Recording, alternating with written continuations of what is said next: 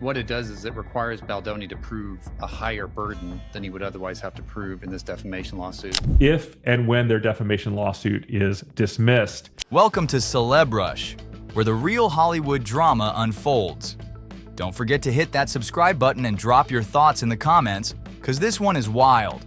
Blake Lively is losing it, straight up spiraling, after the judge just refused to toss out Justin B's defamation countersuit. It's a huge risk, and so it's not a fair fight. They're going into this with uneven risks on either side. Her so-called legal armor?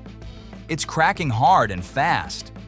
The tides are turning against her. Public opinion is shifting, money risks are stacking, and people are seriously questioning her credibility.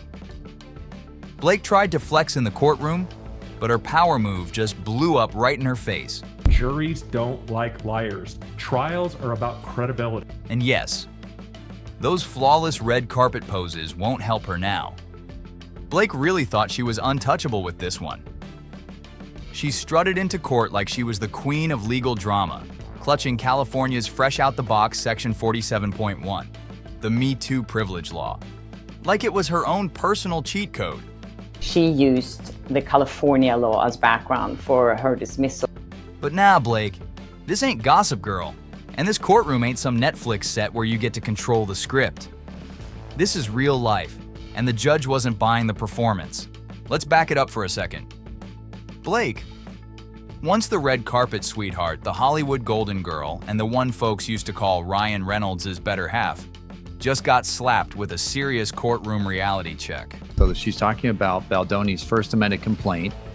And remember, this is Lively wanting to dismiss the First Amendment complaint claims against her. They're saying that it does not allege a single element of the defamation or false light claim. And here's the kicker. She didn't even see it coming. Her whole plan? Wipe out Justin B's defamation countersuit with what she hyped up as an airtight motion to dismiss. Big move, bold energy. But the judge?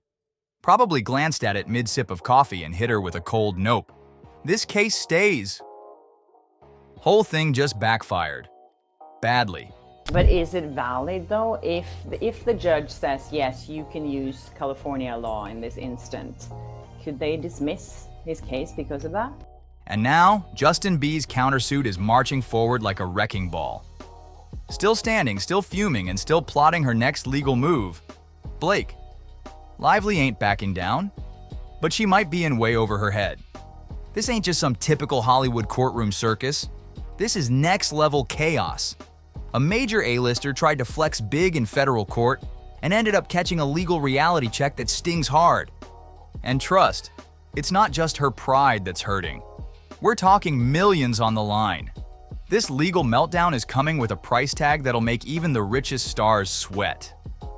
Let's not forget, this is the same Blake still clinging to that America's sweetheart rep, all while playing legal dodgeball like it's a press tour. Sorry, Blake, but the image? Cracking. The court play? Flopping. Reputation? Shaky at best. Well, we're going to see that this law is somewhat devastating to some of the claims that are being made here. And now let's get into the wild bet her team made with California's shiny new Me Too law, Section 47.1 of the Code of Civil Procedure. Her lawyers, especially Ezra J. Hudson from Manat, Phelps and Phillips, really thought they had the golden key. They rolled the dice hard, thinking this new law would shut Justin B's countersuit down for good.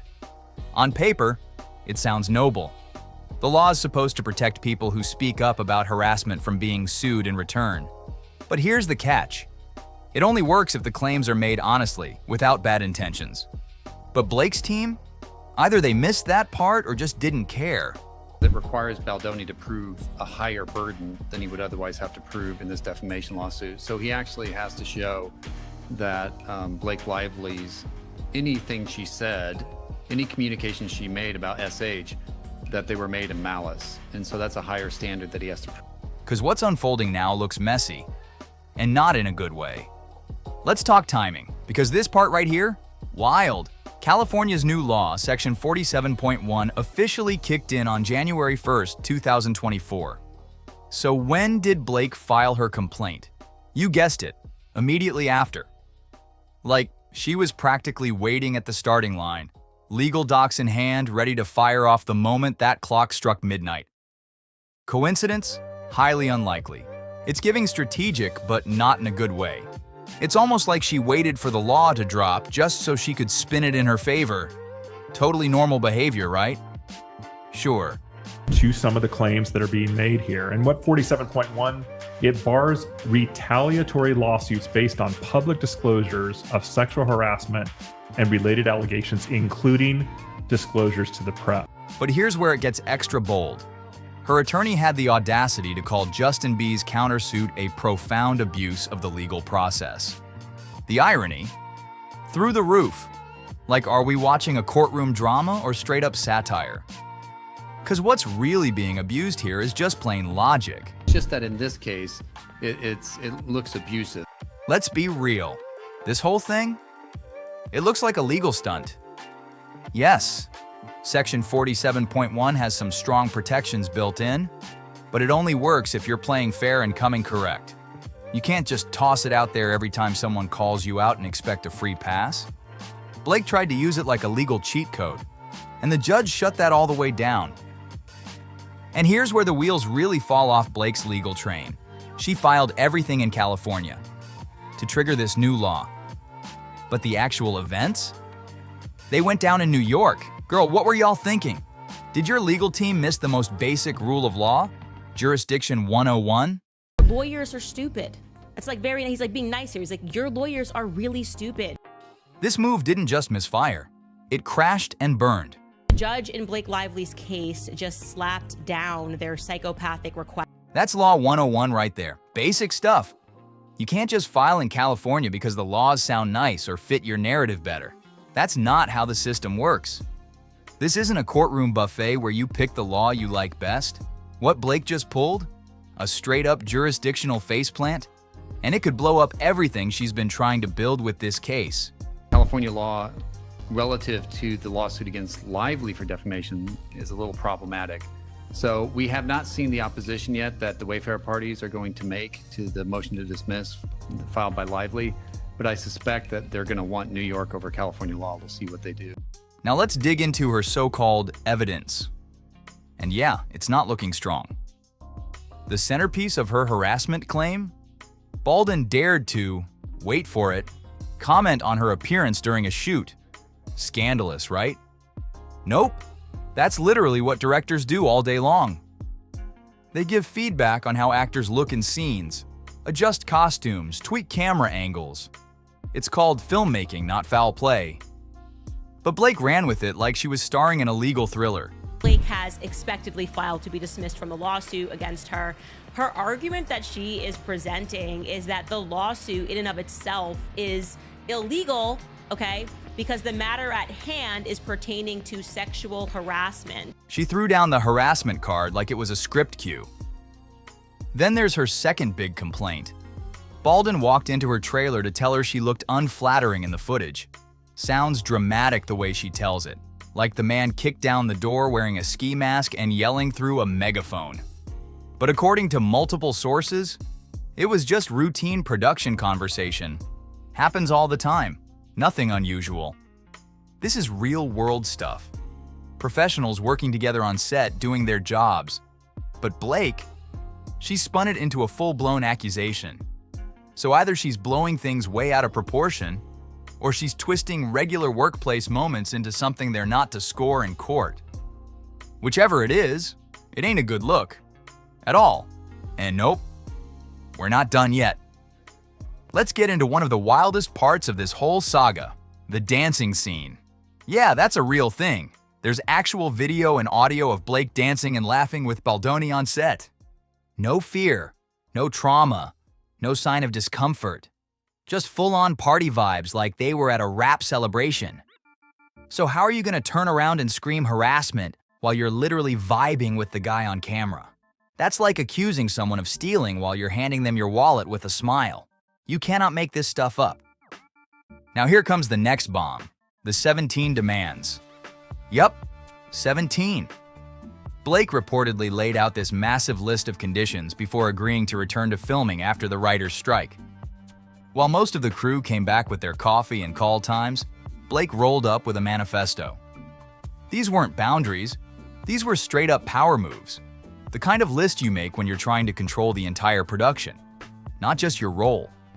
It gave less standing up for justice and more hostile takeover in designer heels.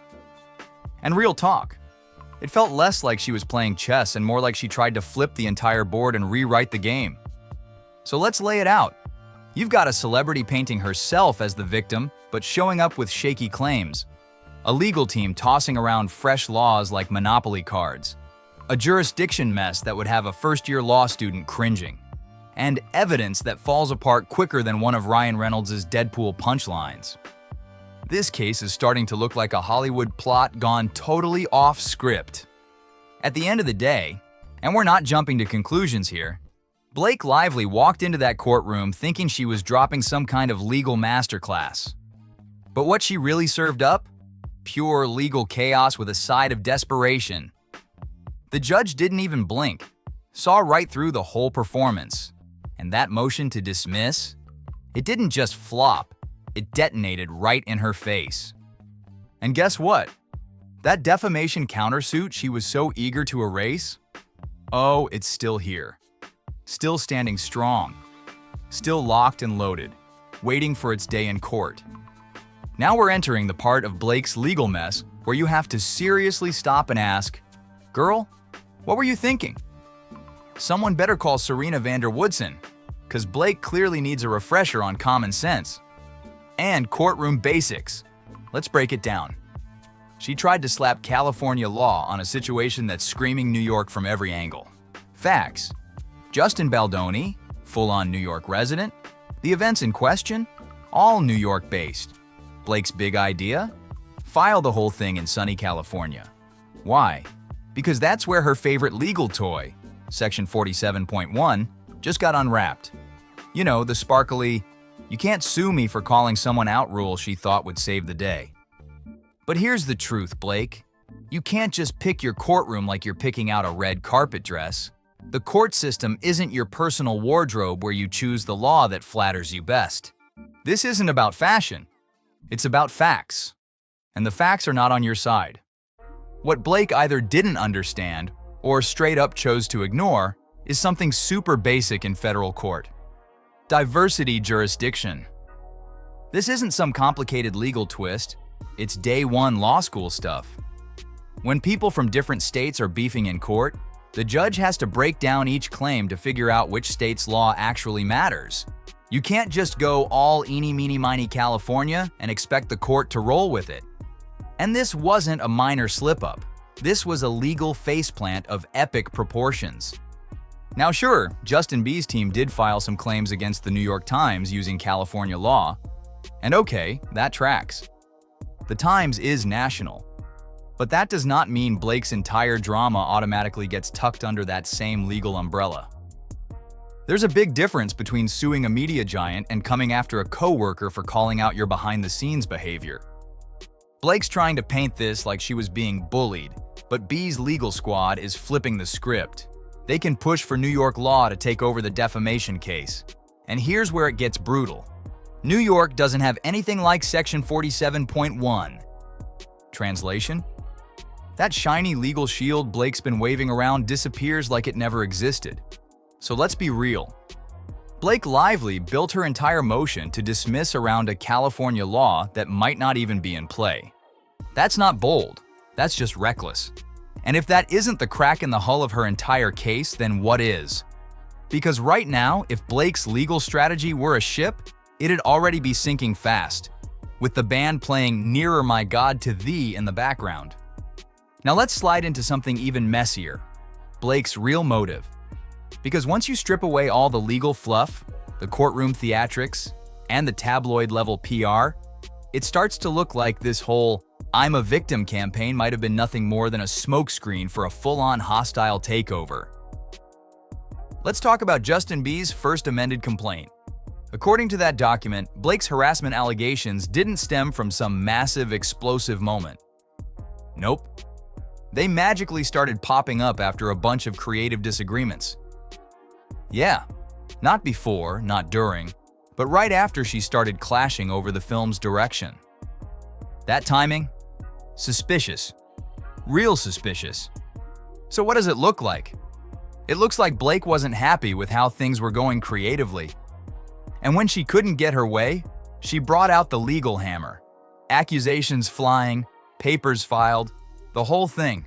You really can't make this up. The complaint lays it out. She allegedly tried to overrule her co-directors, push major script changes, and muscle her way into total control.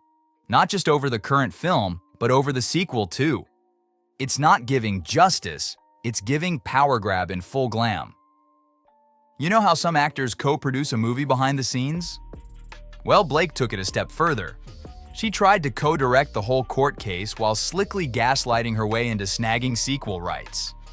And don't sleep on the timing of her CRD complaint and those conveniently placed press leaks about the so-called harassment. None of it dropped during the alleged incidents. It all came after her power struggles started heating up. Let's keep it real. If someone's facing real-time harassment, they don't wait 6 months and then sound the alarm the moment their creative input gets shut down. That's not fighting for justice. That's plotting a comeback play. And now let's get into the real kicker. Actual malice. You know the legal must-have for proving defamation? That's when someone acts out of straight-up hate or bad intentions. Well, enter Blake Lively. She's leaking stories to the media, steering the narrative and building a picture-perfect legal wall while casting herself as some kind of victim-turned-hero. But it's not giving truth. It's giving PR manipulation. It's giving defamation in disguise. It's giving full-on, calculated chaos wrapped in red carpet energy. Word in the courthouse is some insiders suspect she filed that original sexual harassment complaint just to shield herself when the defamation countersuit landed. Not out of bravery, but out of strategy. That's not courage. That's a legal trap in lipstick and designer heels. And just when you thought this courtroom circus couldn't get any more Hollywood, in walks Ryan Reynolds, fast-talking, wisecracking Deadpool himself, stepping into the legal drama like it's a movie scene. Except this time he's not cracking jokes on screen. He's unofficially acting as Blake's legal hitman behind the scenes. While Blake plays the public victim card, Ryan's out here moving like her back alley enforcer, stirring things up with zero filter. Here's what's being said. Ryan allegedly called Justin B a predator, straight up, to folks in the industry, including a major WME executive. No evidence, no court ruling, just vibes and slander flying like confetti at a premiere. And for what? To defend his wife? To flex his A-list muscle? Or just to stir the pot because Hollywood drama makes headlines? Let's not forget the infamous Nice Pool mess.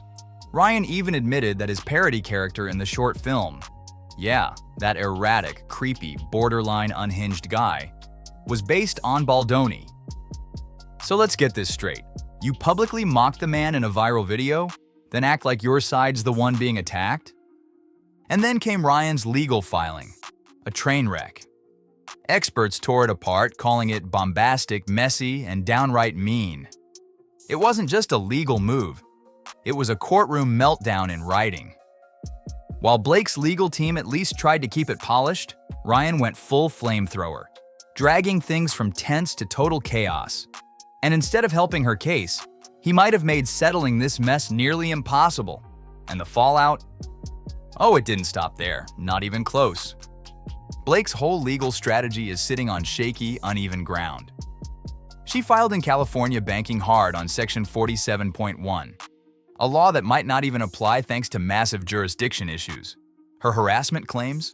Looking less like serious misconduct and more like on-set drama turned courtroom stunt? And just happened to show up right after she lost control over creative decisions? Yeah. The timing says a lot. Then Ryan Reynolds stormed in, tossing around defamatory remarks like he was auditioning for a courtroom spin-off, but instead of helping, he just tossed gasoline on the fire. Now the whole thing looks less like a legal case and more like a full-blown tabloid frenzy. And here's where it gets dangerous. The financial heat is all on Baldoni. If he loses, Section 47.1 could leave him paying everything. Blake's entire legal bill, triple damages, and even punitive penalties. That's not just a loss, that's a financial wipeout. Meanwhile, Blake? She risks nothing. Zero consequences. It's like she's playing a game that's rigged from the start, and she thought she was sitting at a chessboard making moves like a queen. But nah. She walked into a high-stakes poker game without even holding a card. And Baldoni? He might just be holding the ace. Zero consequences. Blake walks out untouched. Pricey heels still gleaming, legal bill still unpaid, and a public image pretending to stay polished. Section 47.1? It's looking less like justice and more like a rigged poker table, where only one player, Baldoni, is actually putting real chips down. Meanwhile, Blake's bluffing with Monopoly money, yet still strutting around like she's running the game. And while she's playing courtroom make-believe, Baldoni and his crew over at Wayfarer Studios are getting buried under legal filings. They've been hit with 4 different Rule 12b6 motions. And just trying to survive those is already costing them over $1 million. Yeah, they've got billionaire Steve Sarowitz in their corner. But even billionaires start sweating when the legal bills start stacking like poker chips at a high roller table. And Blake's team? They couldn't resist taking shots. Her attorney actually mocked Sarowitz in the motion to dismiss, taking a jab at his $100 million legal budget with a snarky line about how it might not go as planned. Real classy, right? Nothing screams justice like mocking someone for defending themselves, while you flex your own Hollywood privilege. Blake Lively's whole victim performance, it's falling apart. The public's catching on. This isn't some powerless woman speaking truth to power. This is a Hollywood heavyweight twisting legal protections into weapons to get her way. Section 47.1 wasn't created for rich celebrities throwing legal tantrums over who gets the final cut. And her CRD complaint? It's starting to look like just another piece in a carefully staged PR game. Media leaks and legal loopholes. This whole situation's screaming manipulation, not justice. Legal analysts are calling it what it is, a messy judo move gone totally sideways. And trust, judges can smell the act from a mile away. Blake's lawsuit? It's starting to feel way less like a cry for help and a whole lot more like a carefully scripted PR stunt. And now the biggest threat looming over Blake? If the court decides she acted with malice, or worse, that she never even had a reasonable basis for filing those sexual harassment claims, then Section 47.1? Boom. Gone. Torched. Completely invalid. That legal shield she's been hiding behind? It'll be nothing but shredded paper. Once that happens, her motion to dismiss crumbles like yesterday's headlines. And Baldoni's lawsuit? It charges forward like a bull through a boutique full of glass. No brakes, no mercy. And that brings us to where things stand right now. Because no, this case isn't fading into the background. It's not cooling down. It's heating up by the day. Baldoni's defamation countersuit? Still alive, still on the table, and now more dangerous than ever, especially with the court leaning toward letting him file a second amended complaint. And from how it's looking, that approval's coming in hot. A jury trial might be next, and if it happens, things are about to get explosive in ways no Hollywood script could predict. Things are getting real and fast. We're way past just legal drama now. This is about serious financial fallout and a public image that's cracking wide open. Because once the public turns, it turns hard. Folks who used to cheer her on are now giving her side-eye. Fans are combing through every statement she's made, every move she's pulled, and it's not looking good. Even some of her own allies, falling silent. And when your supporters start second-guessing whether you bent the rules just to win, that's when you know the storm is already on the horizon. Legal insiders aren't sugarcoating it either. They're calling this whole saga a watershed moment. Not because it wraps up the case, but because it finally exposes Blake's legal strategy for what it really is. Hollow, empty, a smoke and mirrors game wrapped in high-gloss PR and courtroom theatrics. And now it's all unraveling. Fast. We're standing at the edge of what could become the most explosive celebrity lawsuit of 2025. Not because of the original allegations, not even because of the countersuit, but because Blake Lively, in all her polished, calculated power play, completely underestimated one thing: the truth. She put all her chips on a law built to protect real victims, and forgot the court knows how to sniff out a manipulator. She thought she was playing chess. But baby, this ain't checkmate, this is just the start of the full-blown meltdown. Blake's legal house of cards, it's crashing down. Subscribe now, and don't miss the next chapter in Hollywood's most chaotic courtroom showdown.